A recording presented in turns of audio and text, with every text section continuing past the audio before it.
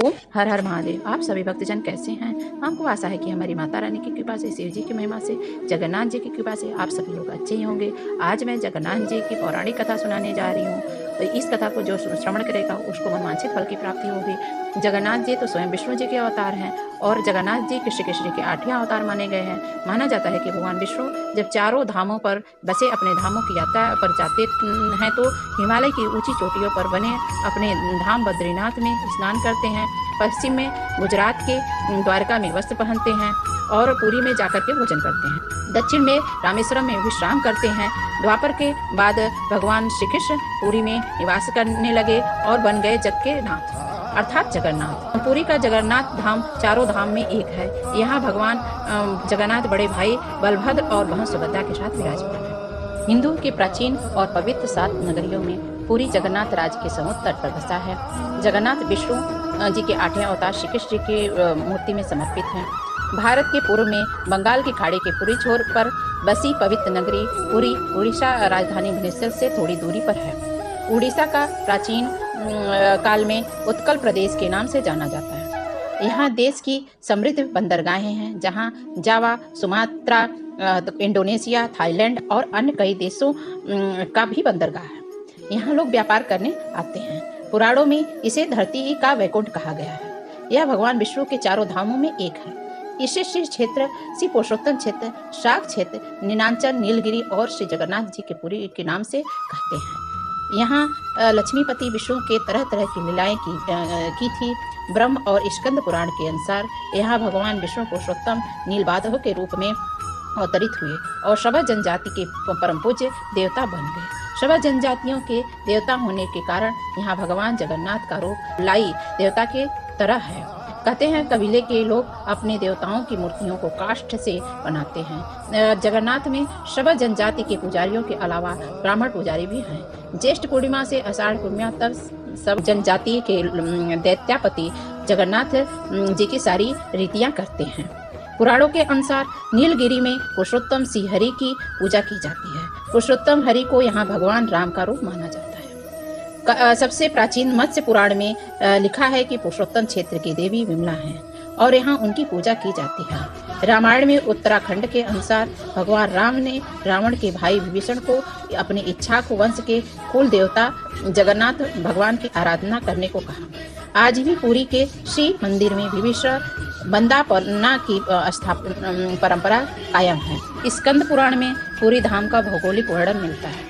स्कंद पुराण के अनुसार पुरी एवं दक्षिणवर्ती संघ की तरह है और यह 5 कोस यानी 16 किलोमीटर क्षेत्र में फैला है। माना जाता है इसका लगभग 2 कोस क्षेत्र बंगाल की खाड़ी में डूब चुका है। इसका उदर है समुद्र की सुनहरी रेत। इसे महोदधि का पवित्र जल धोता रहता है। सिर वाला क्षेत्र पश्चिमी दिशा में है जिसकी रक्षा महादेव करते हैं। शंख के दूसरे घेरे में शिव का दूसरा रूप ब्रह्म कपाल मोचन विराजमान है। माना जाता है कि भगवान ब्रह्मा का एक सिर महादेव की हथेली से चिपक गया था और वहीं पर आकर गिरा था।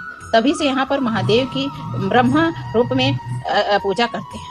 संघ के तीसरे वृत्त में माता विमला और नाभि में भगवान जगन्नाथ रथ पर सिंहासन पर विराजमान हैं।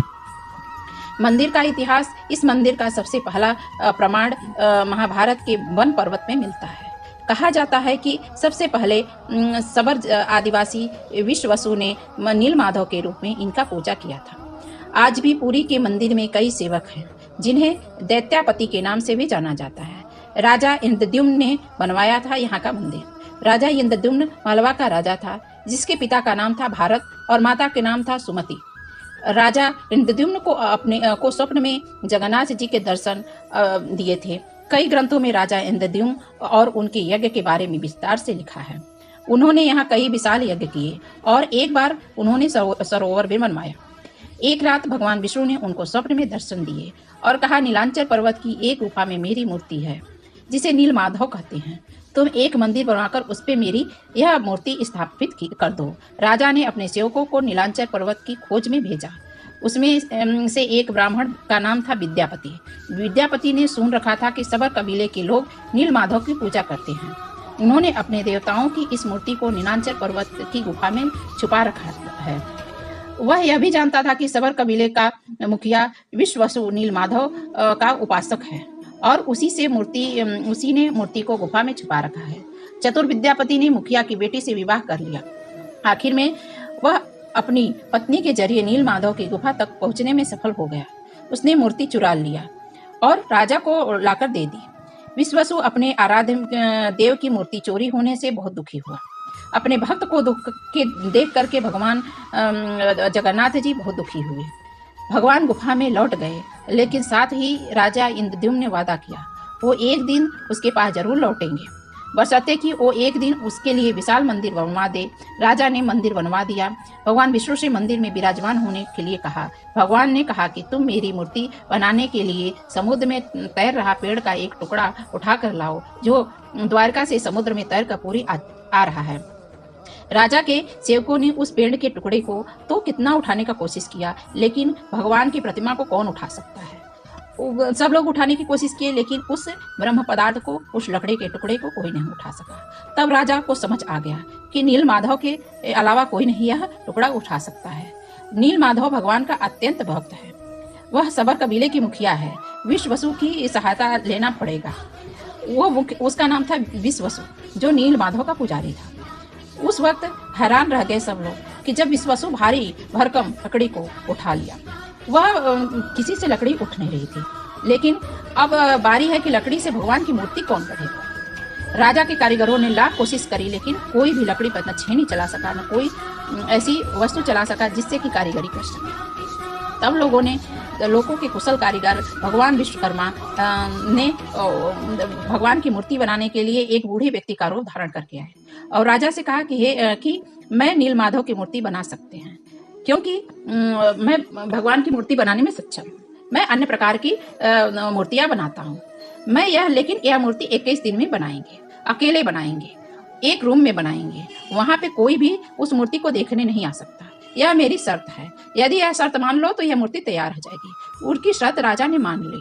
लोगों को आरी, छेनी, हथौड़ी की आवाजें आती थी, पर वो जो बनाते थे तो उनकी दिखाई नहीं पड़ता था कि प्रतिमा वो क्या बना रहे हैं। 15 दिन बीत गए। जब बीतते बीतते कुछ दिन हो गया, 15 दिन बीत गए, तो फिर वहां से आवाज आना बंद हो गया। तब राजा इंद्रद्युम्न की रानी रोक न पाई। वह दरवाजे के पास गई तो उसे कोई आवाज नहीं सुनाई दिया। वह घबरा गई कि कहीं वह बूढ़ा कारीगर मर तो नहीं गया। उसने राजा को इसकी सूचना दी कि अंदर से कोई आवाज नहीं आई है, देखो कोई यहाँ पे है भी कि नहीं है। राजा ने भी सोचा कि कहीं वो बुढ़ा बीमार, कभी वो बुढ़ा मर तो नहीं गया, इसलिए उसने अपने देखा कि सबको कहा कि इस कमरे को खोलो और देखो कि इसमें क्या हो रहा है। जैसे ही कमरा खोला गया तो बूढ़ा व्यक्ति गायब हो गया। उसमें से 3 अधूरी मूर्तियां मिली। भगवान नीलमाधव और उसके भाई के छोटे छोटे हाथ बने थे, लेकिन उनकी टांगे नहीं थी, जबकि सुभद्रा के हाथ पांव बनाए नहीं गए थे। राजा ने इसे भगवान की इच्छा मानकर इन्हीं अधूरी प्रतिमा को स्थापित कर दिया। तब से आज इसी रूप से विद्यमान वर्तमान में जो मंदिर है 7वीं सदी में बनवाया गया था। हालांकि इस मंदिर का निर्माण पूर्व 2 में भी हुआ था। यहाँ मंदिर स्थित है, जो कि 3 बार यह मंदिर टूट चुका है, जो कि 3 बार बनवाया गया। 1174 में ईस्वी में उड़ीसा शासक अनंग भीमदेव ने इसका जीर्णोद्धार बनवाया था। मुख्य द्वार के आसपास लगभग 30 छोटे मंदिर हैं। तो यह आपको कथा कैसी लगी? यदि आपको यह कथा अच्छी लगती हो तो आप लाइक करिए, सब्सक्राइब करिए और कमेंट आप लोग नहीं करते हैं, कृपया कमेंट करिए, जिससे कि मेरा उत्साह बढ़े, अन्य कथाएं भी आपके समक्ष में लेके आऊं और उस कथा का आप लोग लाभ उठा सकें।